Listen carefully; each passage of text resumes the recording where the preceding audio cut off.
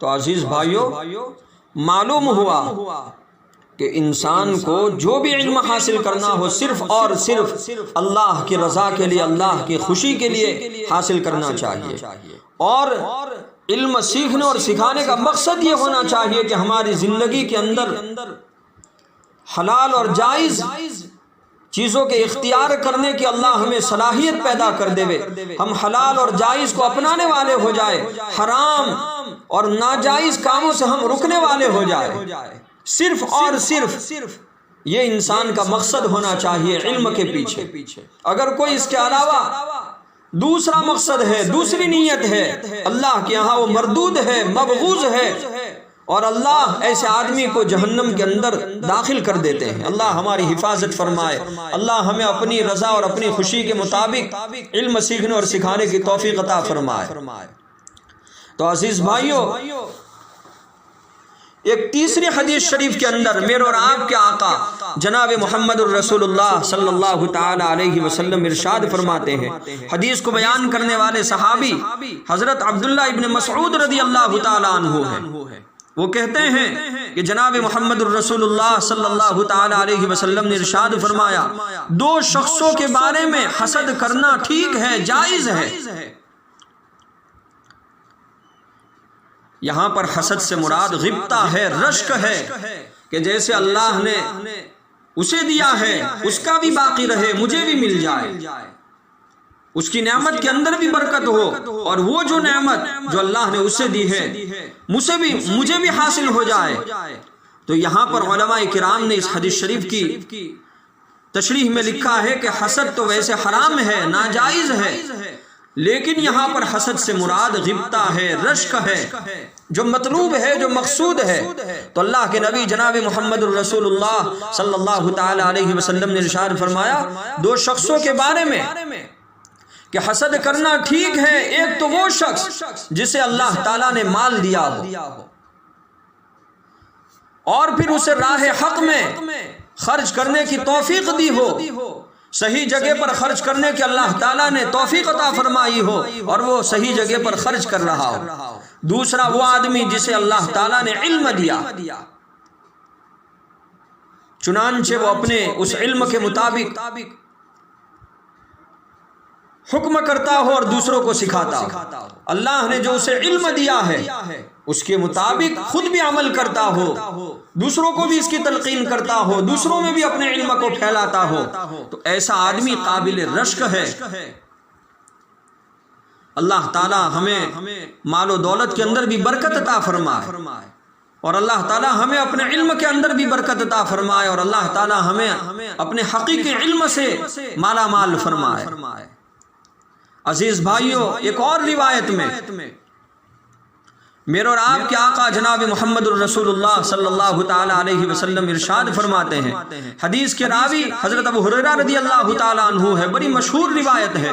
اللہ کے نبی کا ارشاد ہے جب انسان مر جاتا ہے تو اس کے عمل کے ثواب کا سلسلہ اس سے منقطع ہو جاتا ہے، ختم ہو جاتا ہے ثواب کا سلسلہ، مگر تین چیزوں کے ثواب کا سلسلہ باقی رہتا ہے۔ نمبر ایک، میرے اور آپ کے آقا جناب محمد الرسول اللہ صلی اللہ تعالی علیہ وسلم نے ارشاد فرمایا تین چیزوں کے ثواب کا سلسلہ باقی رہتا ہے۔ نمبر ایک، صدقہ جاریہ،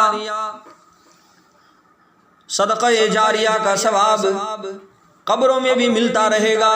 نمبر دو، علم جس سے نفع حاصل کیا جائے، نمبر دو، علم جس سے نفع حاصل کیا جائے، خود پڑھا، دوسروں کو پڑھایا، دوسروں نے اوروں کو پڑھایا، اور یہ سلسلہ چلتا رہا، اخیر تک چلتا رہا۔ تو دوسرا، علم جس سے نفع حاصل کیا جائے۔ نمبر تین، صالح اولاد، نیک اولاد جو مرنے کے بعد اس کے لیے دعا کرے۔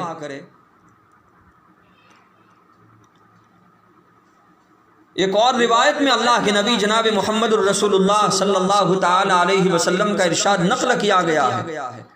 حضرت ابو امامہ باہلی رضی اللہ تعالیٰ عنہ راوی ہے، سرکار دو عالم صلی اللہ تعالیٰ علیہ وسلم کے سامنے دو آدمیوں کا ذکر کیا گیا، جس میں سے ایک عابد تھا، عبادت گزار تھا، اور دوسرا عالم، یعنی آپ صلی اللہ علیہ وسلم سے پوچھا گیا کہ ان دونوں میں افضل کون ہے؟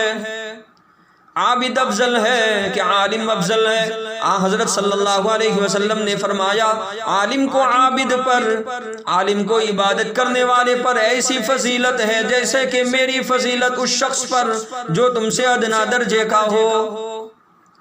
اللہ کے نبی کا فرمان تو سنو، عالم کی فضیلت تو سنو۔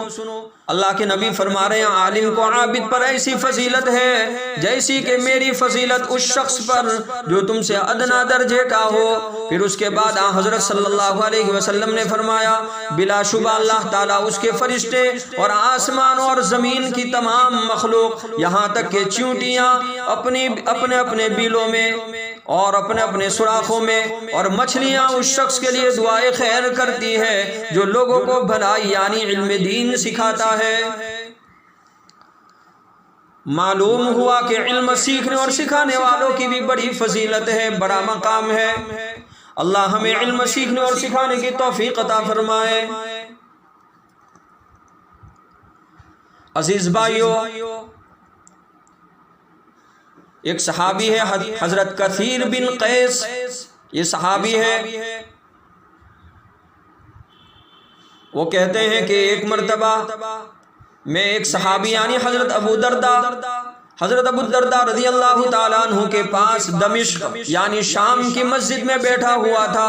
ان کے پاس ایک شخص آیا اور کہا کہ میں سرکار دو عالم صلی اللہ علیہ وسلم کے شہر سے آپ کے پاس ایک حدیث کے لیے آیا ہوں جس کے بارے میں مجھے معلوم ہوا ہے کہ اسے آپ سرکار دو عالم صلی اللہ علیہ وسلم سے نقل کرتے ہیں۔ آپ کے پاس میرے آنے کی اس کے علاوہ اور کوئی غرض نہیں ہے۔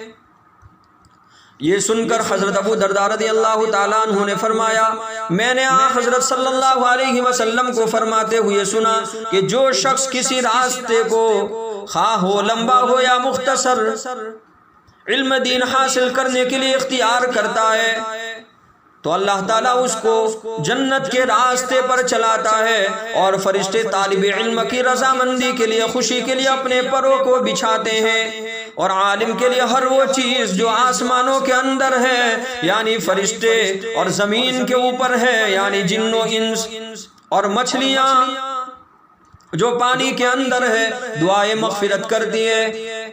اور عابد پر عالم کو ایسی ہی فضیلت ہے جیسے کہ 14ویں کا چاند، 14ویں رات کا چاند تمام ستاروں پر فضیلت رکھتا ہے۔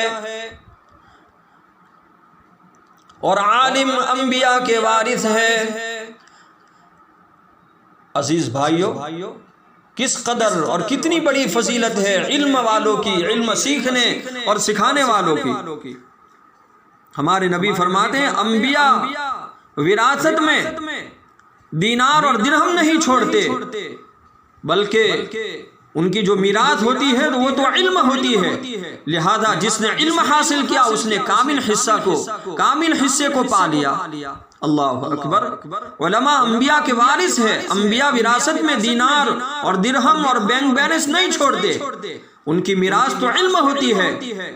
جس آدمی نے اور جس عالم نے علم حاصل کر لیا گویا اس نے پورا حصہ لے لیا، اور نبی اور انبیاء کی میراث کو اور انبیاء کی وراثت کو اس نے گویا اپنی زندگی کے اندر حاصل کر لیا۔ تو عزیز بھائیو، اللہ سے دعا کرتے ہیں کہ اللہ تعالیٰ مجھے اور آپ کو علم سیکھنے اور سکھانے کی خوب توفیق عطا فرمائے۔ تو عزیز بھائیو، یہ جو دنیا ہے، یہ دنیا کے اندر اللہ تعالیٰ نے ایک نظام بنایا ہے۔ یہ دنیا تضادات کا مجموعہ ہے، ایک دوسرے کی ضد ہوا کرتی ہے۔ دن ہے تو اس کی ضد رات ہے، تو یہ دنیا تضادات کا مجموعہ ہے۔ یہاں بلندی ہے تو پستی بھی ہے، سیاہ ہے تو سفیدی بھی ہے، گرمی ہے تو سردی بھی ہے، بہار ہے تو خزاں بھی ہے، پھول ہے تو کانٹے بھی ہے، دن ہے تو رات بھی ہے، سنگ ہے پتھر ہے تو موم بھی ہے، سچ ہے تو جھوٹ بھی ہے، مومن ہے تو کافر بھی ہے، صالح ہے تو فاسق بھی ہے، جاہل ہے تو عالم بھی ہے، داعی الخیر ہے تو داعی الشر بھی ہے۔ بھلائی کی طرف اگر کوئی بلانے والا ہے تو برائی اور گناہ کی طرف بھی گناہ اور برائی کی طرف بھی کوئی دعوت دینے والا ہے۔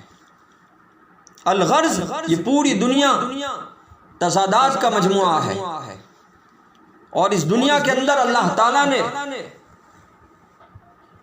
ایک دوسرے کا معاملہ ضد کے ساتھ منسلک فرمایا ہے اور قائم و دائم فرمایا ہے۔ اور عزیز بھائیو، یہ جو اللہ تعالیٰ نے ازداد کو بنایا اور یہ جو ضدوں کو بنایا، اس کی بھی علماء کرام نے بڑی حکمت لکھی ہے۔